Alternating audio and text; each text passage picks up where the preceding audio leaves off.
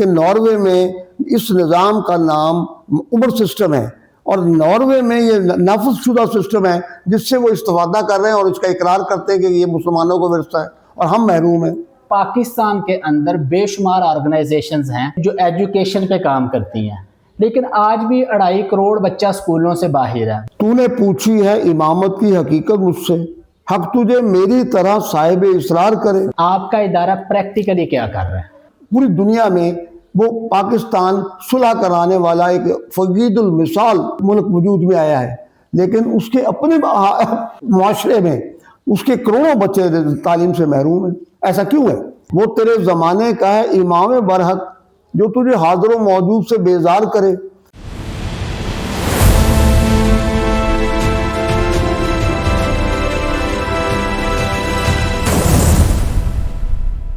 بسم اللہ الرحمن الرحیم۔ السلام علیکم ناظرین، آپ مواخات پوڈ کاسٹ دیکھ رہے ہیں اور میں بلال نورانی ہوں۔ ناظرین، آج ہم ایک بہت اہم اور معنی خیز موضوع پر گفتگو کریں گے اور وہ ہے مواخات مدینہ، ایک ایسا تصور جو بھائی چارے، اثار اور حقیقی مدد کی بہترین مثال ہے۔ مگر سوال یہ ہے کہ آج کے دور میں جو لوگ اس ماڈل کا دعویٰ کرتے ہیں، کیا وہ واقعی اس پر عمل کر رہے ہیں یا صرف یہ ایک خوبصورت نعرہ ہے؟ اس موضوع پر گفتگو کرنے کے لیے آج ہمارے ساتھ اسٹوڈیو میں موجود ہیں میاں اخلاق الرحمان، جو کہ جنرل سیکرٹری اور بانی ہیں ہیلپ اینڈ ویلفیئر ٹرسٹ کے، اور ان کا سلوگن بھی مواخات مدینہ ہے۔ آج ہم ان سے کھل کر بات کریں گے اور جاننے کی کوشش کریں گے کہ کیا ہیلپ اینڈ ویلفیئر ٹرسٹ واقعی مواخات مدینہ کے اصولوں کے تحت کام کر رہا ہے یا یہ بھی دوسروں کی طرح صرف ایک نعرہ ہی ہے۔ السلام علیکم سر۔ السلام۔ سر، سب سے پہلے آپ کے نزدیک مواخات مدینہ کا تصور کیا ہے؟ الحمدللہ رب العالمین، بسم اللہ الرحمن الرحیم۔ عزیزان گرامی، السلام علیکم ورحمۃ اللہ وبرکاتہ۔ مواخات کا کانسیپٹ، اس کا جو تصور ہے وہ تو اصل میں قرآن مجید اور آسمانی کتابوں سے مستعار ہے، اور یہ وہ جد و جہد ہے جو انبیاء نے تمام ادوار میں قائم فرمائی، اور رسالت آپ صلی اللہ علیہ وسلم نے قرآن مجید کی تفسیر کے ساتھ اسے مکمل کر دیا۔ اور اس طرح سے مدینہ منورہ میں جب آپ تشریف لے گئے تو وہاں پر ایک معاہدہ ہوا بہت سارے وسائل سے محروم افراد کے درمیان، اور وہاں جو میزبان انصار تھے ان کے درمیان اور مہاجرین کے درمیان وسائل کی تقسیم کا اور رفاقت کا، ان اصولوں کا جو مالک رب اپنے بندوں سے چاہتا ہے۔ اور وہ ایک عظیم المثال واقعہ ہے جس کی جتنی بھی قدر کی جائے اور تحسین کی جائے ان لوگوں کی، اور اس ورثے کو اپنا ورثہ قرار دیا جائے، وہ اپنی ذات کے ساتھ، اپنی قوم کے ساتھ اور اس دین کے ساتھ جو ہمیں عطا ہوا ہے رب العزت کی طرف سے، اس کے ساتھ وفا ہوگی، اور اس کے ساتھ وفاداری کا یہ عمل اس کا پسندیدہ ترین، یعنی مالک کا پسندیدہ ترین فعل ہوگا انشاءاللہ تعالی۔ تو میں اس پر اپنی زندگی کے بہت بیشتر سال بسال ماہ و سال لگا چکا ہوں، اور میں اس پر اپنی کوشش جاری رکھے ہوا ہوں۔ ایک ادنا کارکن ہوں، اور ایک بہت اعلیٰ عظیم الشان کام جو انبیاء تک اور ان کے وساطت سے مجھ تک پہنچا ہے، اس کی مکمل تکمیل کرنے کے لیے کوشاں ہوں۔ سر، آپ ایک فلاحی ادارے کے سربراہ ہیں، اور آپ نے اپنے ادارے کے لیے جو سلوگن انتخاب کیا ہے وہ آپ نے مواخات مدینہ کا رکھا ہے۔ مواخات مدینہ میں کون سی ایسی چیز ہے جو آپ کو بہت زیادہ انسپائر کرتی ہے؟ اس میں انسانی بھائی چارے کا وہ نظام ہے جس میں ہر شخص کو اس کے بنیادی حقوق میسر ہوں، اور تمام افراد اس کا باقاعدہ اہتمام کریں اور فرائض ادا کریں۔ یہ قرآن مجید ہے، اور یہ رسالت آپ صلی اللہ علیہ وسلم کی تعلیمات ہیں۔ دیکھیں نا، جب دو جو میزبان انصار تھے اور مہاجرین کی ایک نشست ہوئی ایک انصاری کے گھر میں، اور رسالت آپ صلی اللہ علیہ وسلم نے وہ معاہدہ کروایا، تو اس میں انہوں نے اپنے تمام اثاثہ جو تو اپنے بھائیوں کو پیش کر دیا، ٹھیک، اور اس میں ان کا تمام گھر اور بار شامل تھا۔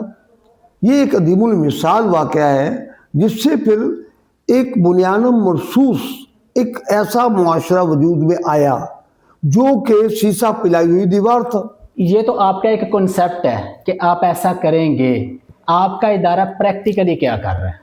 بنیادی طور پر بات یہ ہے کہ جب میں نے اس کی جدوجہد کا آغاز کیا جی تو میں ملک کے ان علاقوں کا انتخاب کرنے میں کامیاب ہوا اللہ تعالیٰ کے فضل سے جی جو انتہائی محروم علاقے ہیں۔ مثال کے طور پر بلوچستان کا ایک علاقہ ہے گاج، تو گاج میں جب وہاں میں گیا تو وہاں پر جو مجھے تعاون ملا، اس کے باوجود وہاں پر بہت ساری دشواریاں تھیں، کام کرنے میں حائل تھی۔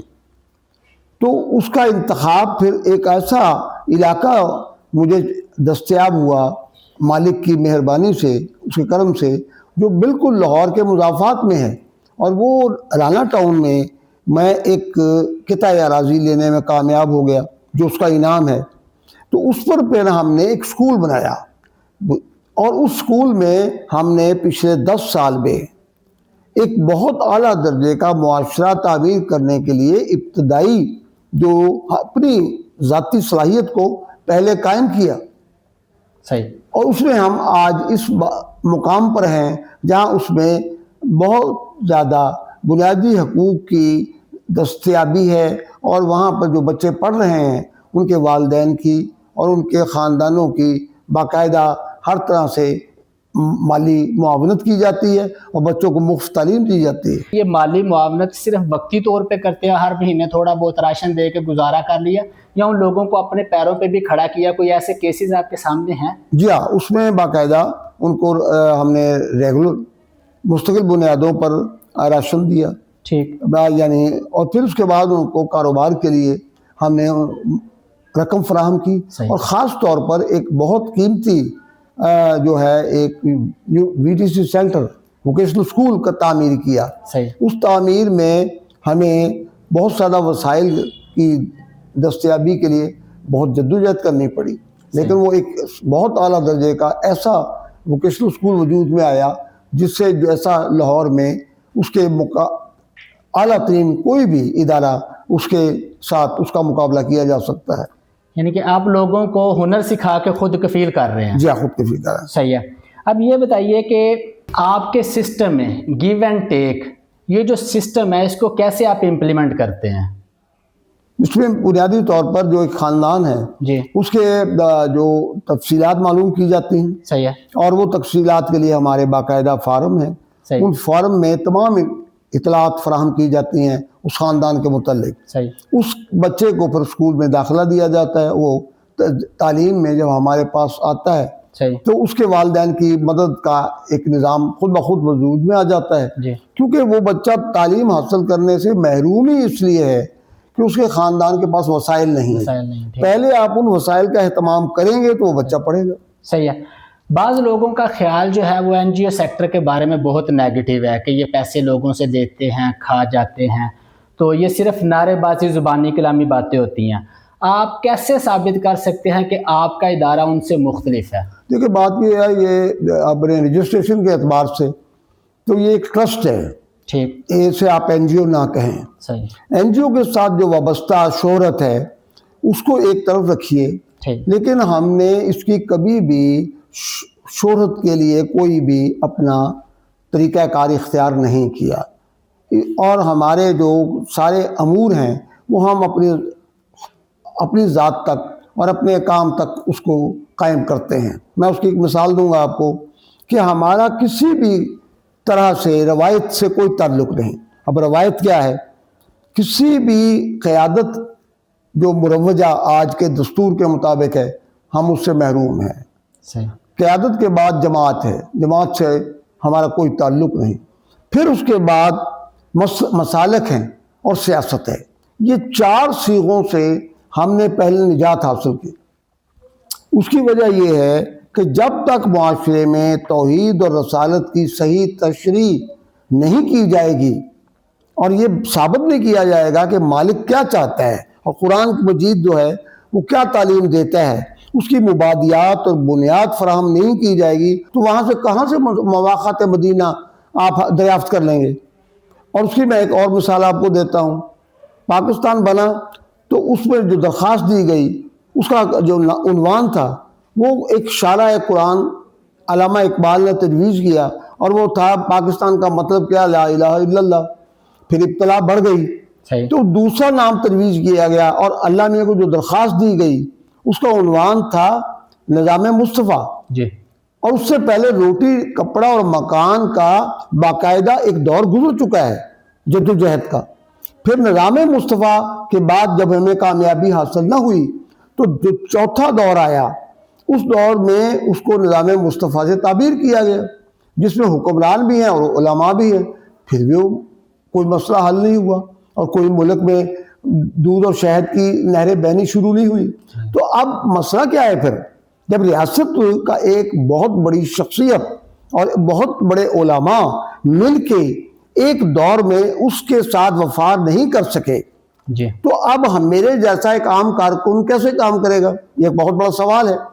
تو بات دراصل یہ ہے کہ ہمیں روایت سے آزاد ہو کر کام کرنے کی ضرورت تھی، جو ہم نے اختیار کیا۔ صحیح ہے۔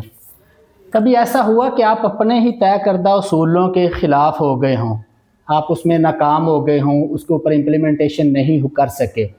تو اگر نہیں کر سکے تو اس سے پھر آپ نے کیا سیکھا؟ کوئی ایک مثال دے دیں۔ ہاں، مثال کے طور پر ابھی ریاست سے میں نے بہت زیادہ کوشش کی کہ وہ ہمارے ساتھ تعاون کرے، لیکن ہمارے پاس وزراء بھی آئے ہمارے ادارے میں اور بہت تحسین کی انہوں نے، صحیح اور اس ادارے کو انعام بھی دیے، لیکن ان سے میں مطلوب جو حمایت حاصل نہیں کر سکا، اور تعاون تو بہت دور کی بات ہے۔ اس کی وجہ کہ میں ایک عام کارکن تھا، اور ان کے یہاں میری پذیرائی کا کوئی اہتمام نہیں تھا، جو ہمارا معاشرتی چلن ہے۔ تو میں نے اسے اپنا بھاری پتھر کو چوم کر چھوڑ دیا کہ میں اپنا کام کروں، مجھے کیا ضرورت ہے کہ میں اس نظام میں ان لوگوں کا دست نظر ہوں، جو مالک چاہتا میں کرتا رہوں، وہ خود ہی اس کا انتظام کرے گا، اور آگے ہم بڑھیں گے انشاءاللہ تعالیٰ۔ سر، آپ اپنے بینیفیشریز کی پروگریس کو کیسے میجر کرتے ہیں؟ بینیفیشری جو ہے وہ بچے کی تعلیم و تربیت ہے، اور اس تعلیم و تربیت میں وہ اپنے اسکول میں وہ باقاعدہ قرآن مجید اور سیرت کی تعلیم کے ساتھ اس کے نتائج سے اپنے گھر کو منور کرتا ہے۔ ہمارا بچہ جو ہے وہ صرف قرآن پڑھتا نہیں ہے، پڑھانے کی بھی اہلیت رکھتا ہے۔ ابھی یہ چند بچے ہیں۔ میرا کویسچن یہ ہے کہ آپ کے بینیفیشری صرف آپ کے بچے ہیں، یا ان کے خاندان، یا ان سے ہٹ کے آپ پاکستان میں باقی لوگوں کو بھی کچھ کرتے ہیں؟ جی، جو ہمارا خاندان جس کو ہم اپنے پاس اس سارے عمل میں حصے دار بناتے ہیں، اور اس کے بچے وہ اپنے معاشرے میں اس پیغام کو پہنچانے کے ذمہ دار ہیں جہاں وہ خود رہتے ہیں، اور وہ اپنے مکان کو، اپنے اس محلے کو اور گاؤں کو بھی تعمیر کرنے کے ذمہ دار ہیں، جہاں وہ ایک خوبصورت پاکستان تعمیر کریں، اور اس پر ہمیں کافی حد تک کامیابی بھی ہوئی ہے۔ میجر کیسے کرتے ہیں؟ میجر کیسے کرتے ہیں؟ آپ نے بچے کو ایک کام دے دیا، بچے نے کام کیا نہیں کیا، آپ ایک خاندانہ مثال دیتا ہوں میں، آپ پچھلے 10 سال سے یا 5 سال سے ایک گھر کو پراپر راشن دے رہے ہیں ہر مہینے، تو کیا آپ صرف راشن ہی دیتے جا رہے ہیں، یا آپ ان کو میجر بھی کرتے ہیں؟ اور وہ طریقہ کار آپ کا کیا ہے کہ کیسے پتہ چلتا ہے کہ ان لوگوں کو کیا بینیفٹ ہوا، پہلے سے اب بہتر ہوا ہے یا پہلے سے ڈاؤن ہو گیا؟ یہ میجرمنٹ کا آپ کا طریقہ کیا ہے؟ دیکھیں، اس سلسلے میں جو بچوں کی کارکردگی ہے وہ اس کا پیمانہ میں آپ کو بہت تفصیل میں نہیں لے جا سکتا، اور ایک بہت لمبی داستان نہیں سنا سکتا۔ میں آپ کو عرض کرتا ہوں کہ جب ان کی جو سالانہ ان کی جو بزم ادب تھی، اور جو اسکول کا ایک بہت اعلیٰ ایک جلسہ تھا، اس میں تشریف لائے ہمارے مولانا حضرات جو دین کے ساتھ تعلق رکھتے ہیں۔ پھر ان کے علاوہ جو لوگ آئے وہ اس علاقے کے سب سے بڑے ایک ذمہ دار اور ایک انڈسٹریلسٹ ہیں، رانا اقبال صاحب۔ اب رانا اقبال صاحب کے ساتھ آئے رانا تنویر صاحب جو وزیر صنعت ہیں، تو یہ افراد آئے، انہوں نے آ کے اسکول کے معیار کو دیکھ کے اس قدر تعریف کی کہ انہوں نے اپنا اسکول عمر کوٹ کا جو ایک قلعہ نما عمارت میں قائم ہے وہ ہمیں دیا کہ اس اسکول کو بھی آپ ایسے ہی بنائیں۔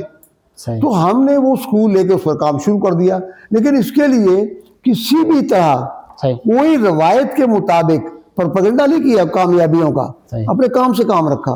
ایک عام آدمی کیسے ویریفائی کر سکتا ہے کہ آپ کا ادارہ واقعی مواخات مدینہ کے اصولوں پر چل رہا ہے؟ بنیادی طور پر جب ایک معاشرے میں ہمارا جو تعداد تھی اور جس وقت ہم نے یہ ادارہ شروع کیا اس وقت یہ ایک مرغی خانہ تھا اور اس میں ایک ابنڈن ایک بہت فرسودہ عمارت تھی. یہ آپ اپنے الکتاب اسکول کی بات کر رہے ہیں؟ الکتاب اسکول میں رانا ٹاؤن میں. رانا ٹاؤن میں. ٹھیک ہے. اس میں جو بچے تیرے تعلیم تھے جی. ان کی تعداد تھی 15.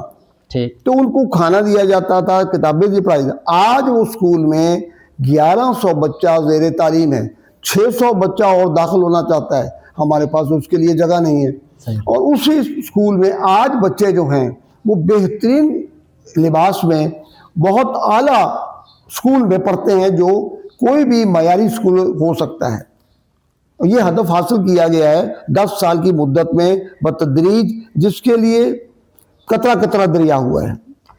سر کوئی ایک ایسی کہانی شیئر کریں ہمارے ساتھ جس سے یہ اندازہ ہو کہ بھائی چارہ آج بھی زندہ ہے. اپنی زندگی کا کوئی ہو سکتا ہے آپ کے ادارے کے ساتھ منسلک کوئی ایسی کہانی, کوئی واقعہ. اصل میں گزارش یہ ہے کہ ایک جو زندگی کا جو ہمارا سبق ہے جو مالک ہمیں عطا فرماتا ہے, اس کے لیے اس کے بہت سارے تجربات سے انسان گزرتا ہے. وہ گزرنے میں جو میں اپنے اس سارے سفر پر روانہ ہوا جی. تو بہت ساری ایسی شخصیات مجھے ملیں جنہوں نے میرے ساتھ بہت کام کیا اور وہ بھی بے لوث تھے, اور ان کے یہاں بھی اسی تصور پر وہ قائم رہے. مثال کے طور پر ہمارے ہاں جو فاؤنڈر تھے اور بہت سارے لوگوں کے ساتھ مجیب الرحمان شامی صاحب نے اس پہ بہت خدمات انجام دی, اور بلا شبہ جہاں بھی میں نے ان سے کہا کہ وہ میری مدد کریں وہ میری کے لیے حاضر تھے. پھر ایک اور بہت بڑی پیش رفت تھی, وہ یہ تھی کہ ہماری جو ایک اسکول کی منتظمہ ہیں اور یہاں جو باقاعدہ ڈائریکٹر ہیں اسکول کی محترمہ لبنہ یعقوب طاہر, ان کا تعلق اظہار گروپ آف کنسٹرکشن کمپنیز سے. تو وہ ان سے میں نے کہا کہ آپ اس اسکول کو ایک ماں کی طرح اور مادر وطن کی تعمیر کے لیے اسے اپنے آغوش میں لیں اور اس کو تعمیر کریں. تو انہوں نے پھر وہ جو اس اسکول کو بنایا ہے اس کی زیادہ جو اس کا خدمت کا جو اصل حقدار ہے اور اس اجر کا وہ تو محترمہ لبنہ یعقوب طاہر ہیں. تو ایسے لوگ پھر مل جاتے ہیں جو آپ کے ساتھ کام کرتے ہیں اور وہ صرف اللہ سے اجر کی توقع رکھتے ہیں. تو یہ میری زندگی کے مختلف افراد ہیں, میں ابھی اور بہت سے افراد کا ذکر نہیں کر سکتا جو میرے ساتھ کام کرتے ہیں, مگر نہ یہ آسان کام نہیں کہ کئی کروڑ روپے کا جو ماہانہ بجٹ ہے اسے پورا کیا جا سکے. اچھا سر, یہ بتائیے کہ آج کے دور میں مواخات مدینہ کے اصول کو امپلیمنٹ کرنا ہو تو اس کے اندر سب سے بڑا چیلنج کیا ہے جو آپ سمجھتے ہیں کہ یہ چیلنج فیس کرنا پڑتا ہے ہمیں؟ اس سے اس وقت جو سب سے بڑا چیلنج یہ ہے کہ اس سے جو یہ تصور سرکار کے تعاون کے بغیر قائم نہیں ہو سکتا. صحیح. سرکار سے تعاون حاصل کرنا ایسا ہے لانا ہے جوئے شیر کا, وہ ناممکن بات ہے. وہاں تو کوئی پذیرا ہی نہیں ہے, یا تو کوئی سفارش ہو آپ کے پاس یا مال و زر ہو, تو ہمارے پاس دونوں ہی نہیں ہیں. تو ہم پھر اللہ پر بھروسہ کرتے ہیں, وہ دے دیتے ہیں لیکن اس کے درمیان وقفہ اور امتحان ہے. لہذا گزارش یہ ہے کہ اگر ریاست اس پر آ جائے تو آپ اندازہ کر سکتے ہیں کہ ناروے میں اس نظام کا نام عمر سسٹم ہے, اور ناروے میں یہ نافذ شدہ سسٹم ہے جس سے وہ استفادہ کر رہے ہیں اور اس کا اقرار کرتے ہیں کہ یہ مسلمانوں کو ورثہ ہے اور ہم محروم ہیں. اور وہاں ریاست اس کو اس طرح سے قائم کرتی ہے کہ ہر فرد کو اس کے بنیادی حقوق ملتے ہیں, اور ایک پرامن معاشرہ ہے کہ اگر آپ پولیس اسٹیشن میں ٹھہرنا چاہیں رات کو اور وہ آپ وہاں طوفان باد و بارہ ہیں تو آپ اس پولیس اسٹیشن میں جائیے, وہ آپ کو کھانا کھلائیں گے اور آپ کو باقاعدہ وہاں کافی پلائیں گے اور رات کو آپ کا قیام کا انتظام کریں گے اور کوئی معاوضہ طلب نہیں کریں گے. تو ہمارے ہاں آپ جانتے ہیں کہ پولیس اسٹیشن میں جانے کا مطلب کیا ہوگا. تو گزارش یہ ہے کہ ریاست سے تعاون حاصل کرنے میں ابھی تک بہت دشواریاں ہیں اور وہ اس پر آمادہ نہیں ہے. صحیح. سر, عوام آپ کے اس مشن کا حصہ کیسے بن سکتی ہے؟ یہ پیغام ہے آپ کا ایک عام آدمی کے نام کہ جو بندہ آپ سے کوئی بینیفٹ حاصل کرنا چاہتا ہے یا آپ کے ساتھ والنٹیرلی کام کرنا چاہتا ہے تو آپ وہ طریقہ کار بتا دیں کہ کس طریقے سے لوگ آپ کے ساتھ منسلک ہو سکتے ہیں. جی, اس میں جو یہ سارا نظام ہے اس میں آج ہم سندھ میں بھی کام کر رہے ہیں.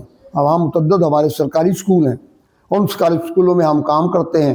اور میں اس میں آپ کو عرض کروں گا کہ ایک ڈاکٹر گلشن صاحب ہیں. یہ ڈاکٹر گلشن صاحب جو ہیں یہ نواب شاہ میڈیکل یونیورسٹی کے وائس چانسلر ہیں. وہ اسکول میں آئے اور انہوں نے آ کے اسکول کا مطالعہ کیا اور انہوں نے کہا کہ تو بے مثال اسکول ہے.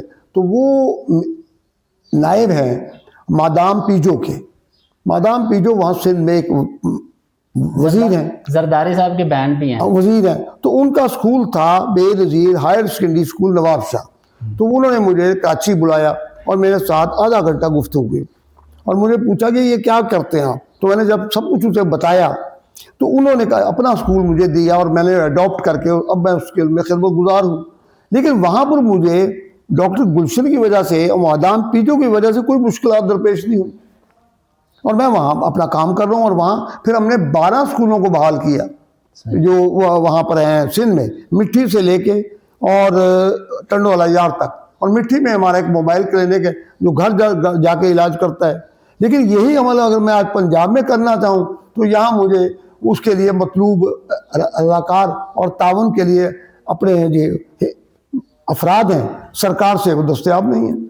مطلب کہ آپ کے ادارے ہر وقت کھلے ہیں عام آدمی کے لیے, جو بھی آپ کے ساتھ منسلک ہونا چاہے آپ اس کو ساتھ رکھ سکتے ہیں, کوئی ہرڈلز نہیں ہے؟ نہیں, ٹھیک ہے. عام آدمی اس کی تمنا کرتا ہے کیونکہ ہم اس کے گھر چل کے جاتے ہیں نا. جی, بنیادی بات سمجھ لیں, ہم اس فرد کو جا کے یہ کہتے ہیں کہ تم آؤ اور تمہارے بچے تعلیم حاصل کریں. جب ہم سے یہ درخواست کرتے ہیں تو پھر اس کی ضروریات پوری کرتے ہیں. یہ بچے پاکستان میں 2.5 کروڑ ہیں جن کے پاس, میں بلوچستان بھی جاتا ہوں, میں ان کے لیے گلگت بلتستان جاتا ہوں اور بے شمار اداروں میں علاقوں میں کشمیر میں جاتا ہوں. لیکن ان افراد کو تعلیم دینے کے لیے پہلے ان کی مالی معاونت کا اہتمام کرنا پڑتا ہے اور اس میں پھر اس کے بعد تعاون وہ کرتے ہیں اور قافلہ چل پڑتا ہے. اس وجہ سے آج اس سسٹم میں 4000 بچے جو ہیں وہ ہم اپنے اسکولوں میں پڑھا رہے ہیں مختلف جگہ, اور 3000 بچے جو ہیں وہ ہم پڑھا رہے ہیں سرکاری اسکولوں میں. سر جتنا میں آپ کے ادارے کے بارے میں جانتا ہوں, آپ کمیونٹی پہ کام کرتے ہیں, آپ ہیلتھ پہ کام کرتے ہیں, ڈیزاسٹر میں آپ لوگ کام کرتے ہیں. بلوچستان تقریباً 4 صوبوں کے اندر, ایون کہ گلگت بلتستان میں بھی آپ کام کرتے ہیں, کلین واٹر پہ کام کرتے ہیں, اور سب سے زیادہ جو آپ کا زور ہے وہ ایجوکیشن پہ ہے. جیسے کہ میرے پاس ڈیٹا ہے کہ 13 اسکول آپ کے سندھ میں ہیں اور 4 سے 5 اسکول جو ہیں وہ آپ کے پنجاب کے اندر ہے, چنی گوٹ ہے, گوجرا ہے, لاہور ہے, شیخوپور ہے, اس طریقے سے ہے. میرا آخری سوال آپ سے یہ ہے کہ پاکستان کے اندر بے شمار آرگنائزیشنز ہیں کہ جو ایجوکیشن پہ کام کرتی ہیں, لیکن آج بھی 2.5 کروڑ بچہ اسکولوں سے باہر ہے. بے شمار آرگنائزیشنز ہیں جو کہ ہیلتھ پہ کام کرتی ہیں, ہاسپٹلس کے اندر بیڈ آج بھی اویلیبل نہیں ہے, کمیونٹی پہ کام کرتے ہیں لوگ آج بھی روٹی کو ترس رہے ہیں. سر کون سی ایسی بنیادی وجہ ہے, آپ کا ساری لائف کا ایکسپیرینس 30 ایئرز آپ کا آرگنائزیشن کے ساتھ ہے, آپ ایک بانی ہیں, کون سی ایسی بیسک وجہ ہے جس کی وجہ سے یہ فلاز پر نہیں ہو رہا؟ اس کی بنیادی وجہ جو ہے وہ نظام کو اس کی بنیاد سے, اس کی اساس سے ہم بنانے میں, تعمیر کرنے میں کامیاب نہیں ہوئے. بہت بڑا مسئلہ یہ ہے کہ تمام اداروں میں کوئی نہ کوئی خاص شعبے میں کام کیا جاتا ہے, ایک شعبہ کوئی بھی ہے. پھر یہ ہے کہ ایک دوسرا مسئلہ ہے, وہ مسئلہ یہ ہے کہ ایک شخصیت ہے, اس کی بہت زیادہ تشہیر کی جاتی ہے, بہت اس کی دن رات وہ عوام کے سامنے لایا جاتا ہے. پھر کچھ سیاسی جماعتیں ہیں جو اس خدمت کو اپنا ذریعہ اظہار بناتی ہیں. یہ بے شمار مسائل ہیں. بات دراصل یہ ہے کہ جب تک آپ پوری معاشرے میں قرآن اور سیرت کا اصول اور قانون اور نظام نافذ نہیں کریں گے, پھر اس وقت تک اس کا حصول سے کوئی بھی نتیجہ برآمد نہیں کیا جا سکتا. پہلی بات یہ ہے کہ اسلام اس طرح کی شخصیت پرستی کی اجازت ہی نہیں دیتا. تو نے پوچھی ہے امامت کی حقیقت مجھ سے, حق تجھے میری طرح صاحب اصرار کرے.